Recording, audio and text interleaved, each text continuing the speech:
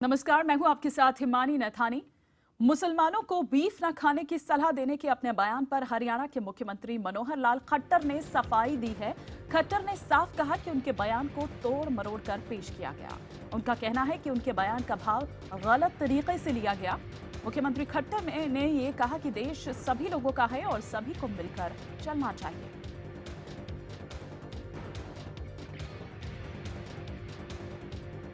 मेरे शब्दों को गलत ढंग से तोड़ मरोड़ करके मैं समझता हूँ कहा गया है। और हमारे यहाँ एक सदियों से परंपरा रही है कि आपसी सद्भाव से सर्वपंथ संभाव, ये हमारा आदर्श है, उस नाते से हम रहते रहे हैं। और इसमें कहीं भी इस प्रकार के शब्दों का मैंने प्रयोग नहीं किया है। इस प्रकार की कोई बात जो पहले कही गई है वो ना मैंने कही है और न ही उसका कोई संदर्भ है। मेरा तो यहाँ तक भी कहना है कि फिर भी मान लो उन शब्दों में से कोई शब्द ऐसा निकला भी हो मुख से, मेरी किसी की भावनाओं को ठेस पहुंचाने का ना कोई उद्देश्य था न उद्देश्य है। किसी को किसी शब्द से कोई ठेस पहुंची हो तो मैं उस पर अपना खेद व्यक्त करने के लिए भी तैयार हूं। दरअसल अंग्रेजी अखबार इंडियन एक्सप्रेस में छपी खबर के मुताबिक हरियाणा के मुख्यमंत्री मनोहर लाल खट्टर ने विवादित बयान दिया था, जिसमें उन्होंने ये कहा था कि मुसलमान भारत में रह सकते हैं, लेकिन इसके लिए उन्हें बीफ खाना छोड़ना होगा, क्योंकि गाय यहाँ का आस्था का प्रतीक है। अखबार को दिए इंटरव्यू में खट्टर ने यह भी कहा कि जनतंत्र में आज़ादी होती है, लेकिन उस आज़ादी की सीमाएं होती हैं, वो दूसरे को आहत नहीं कर सकते। दादरी कांड पर सवाल पूछे जाने पर खट्टर ने ये बात कही थी। इसी बीच इंडियन एक्सप्रेस के दावे के बाद खट्टर पर हमला शुरू हो गया है। आरजेडी नेता मनोज झा ने कहा कि खट्टर ने संविधान की शपथ लेकर उसकी ही धज्जियां उड़ाई है। कांग्रेस ने खट्टर को हटाए जाने की मांग की है। वहीं जेडीयू और एनसीपी ने भी खट्टर पर जमकर हमला बोला। अब खट्टर जी तय करेंगे कौन हिंदुस्तान में रहेगा, कौन नहीं रहेगा। नागरिकता तय होती है संविधान के दायरे से, उसके प्रावधान है।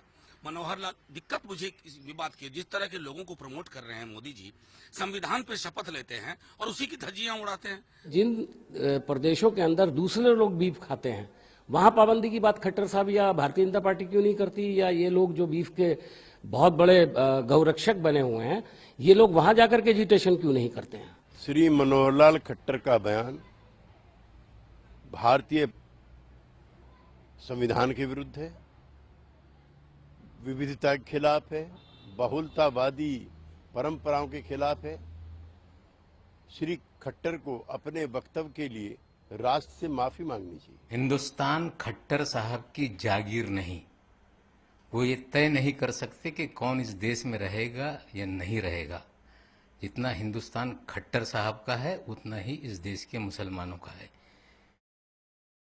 खट्टर के बयान पर पूछे जाने पर लालू यादव ने चुटकी ली। पूछे जाने पर लालू सिर्फ ये कहते हुए निकल गए कि आज खट्टर का मामला छा जाएगा। हरियाणा के सीएम ने कहा है कि मुस्लिम जो है भारत में रह सकते हैं, केवल वो बीफ खाना छोड़ दे। खट्टर है, खट्टर का खट्टर मन है। खट्टर का मामला राज अब खटखटा जाएगा। चलो।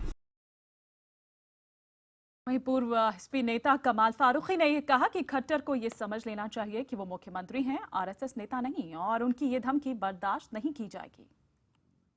कि ये इश्यूज जो हैं ये बाकायदा मुल्क के अंदर एक सिस्टम है, कानून है और लोगों की जो राय के बाद कुछ कानून बनते हैं, लेकिन इसमें धमकी देने की कोशिश ना करें।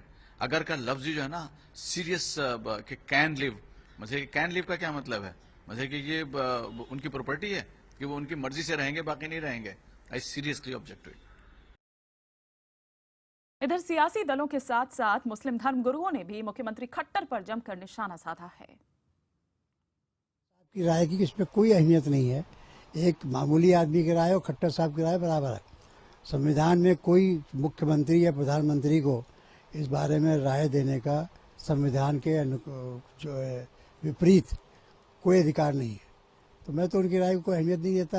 हरियाणा के सीएम भारत के प्रधानमंत्री नहीं है, भारत के राष्ट्रपति नहीं है, उनको भारत के लिए कुछ बोलने का हक नहीं है। वो हरियाणा के सीएम हैं, उनको अपनी हद में रहना चाहिए। और मुल्क में किसी को भी इस बात का हक नहीं पहुंचता कि वो किसी भी कौम को मुल्क से बाहर जाने की या मुल्क से बाहर निकालने की धमकी दे, क्योंकि ये मुल्क किसी एक का नहीं है बल्कि तमाम हिंदुस्तानियों का है। इसलिए हम समझते हैं कि हुकूमत को इस तरफ संजीदगी से गौर करने की ज़रूरत है। इस तरह की बातें करना ये मुल्क को कमज़ोर करना है, ऐसा हमें महसूस होता है कि देश को कमज़ोर करने से इन कट्टरपंथी लोगों को कोई इनका तो भला नहीं होना है, लेकिन देश जो है वो ज़रूर कमज़ोर होता है इस तरह की बातों से। और इसी खबर पर और विस्तार से बातचीत के लिए इस वक्त मेरे सहयोगी अमित चौधरी हमारे साथ जुड़ चुके हैं। अमित, एक तरफ खेद भी जता रहे हैं मुख्यमंत्री, लेकिन दूसरी तरफ कह रहे हैं कि मैंने ऐसा कहा ही नहीं। अगर कहा ही नहीं तो फिर खेद किस बात का? जी देखिए, उन्होंने अपनी सफाई के लिए एक शब्द का यूज किया कि एक सेंटेंस में ये कहा कि हो सकता है उनके मुंह से कोई ऐसा शब्द निकल गया हो जिसे अखबार ने छाप दिया। तो कहीं ना कहीं उन्होंने ये जरूर माना कि उनके मुंह से कोई ऐसी चीजें निकली हैं जो अखबार में छपी है, और वो जो अखबार है इंडियन एक्सप्रेस, वो अपने दावे पर अभी भी अपनी इस खबर पर खड़ा हुआ है। और उनका ये कहना है कि उनके पास बाकायदा इस इंटरव्यू की रिकॉर्डिंग है जो वो वेबसाइट पर भी पब्लिश कर सकते हैं अगर उन्हें सरकार इस तरह से चैलेंज करती है। तो जो बैकफुट पर जरूर है हरियाणा के मुख्यमंत्री अपने इस बयान के बाद। और खास बात यह भी है कि जब वो तमाम सफाई दे रहे थे, उनसे पूछा गया कि ओवरऑल बीफ खाने के ऊपर उनकी अपनी राय क्या है, तो वो इस सवाल को टाल गए। वो इस सवाल का जवाब नहीं देना चाहते थे। शायद वो अपनी वो राय अब दोबारा से मीडिया के सामने नहीं रखना चाहते थे, जिस तरह की राय इंडियन एक्स अखबार के में जो है वो छपी हुई है ऑलरेडी। तो वो अपने इस बयान पर फंस जरूर गए हैं, उनको काफी क्रिटिसाइज किया जा रहा है, लेकिन उनकी मंशा क्या थी, ये सबसे बड़ा सवाल पैदा करता है कि किस मंशा के तहत एक वो कॉन्स्टिट्यूशनल पोस्ट पर बैठे हुए हैं, मुख्यमंत्री हैं एक स्टेट के जहां पर हर धर्म के लोग रहते हैं। तो ऐसे में एक मुख्यमंत्री की तरफ से इस तरह का बयान आना, और उसको बाद में उन्होंने खंडन भी कर दिया कि ऐसा उन्होंने नहीं कहा है, तो ये बिल्कुल। और जबकि प्रधानमंत्री खुद स्पष्ट कर चुके हैं अमित, उसके बावजूद इस तरह की जो बयानबाजी है वो लगातार जारी है, थमने का नाम नहीं ले रही। शुक्रिया अमित, हमारे साथ जुड़ने के लिए, तमाम जानकारी देने के लिए।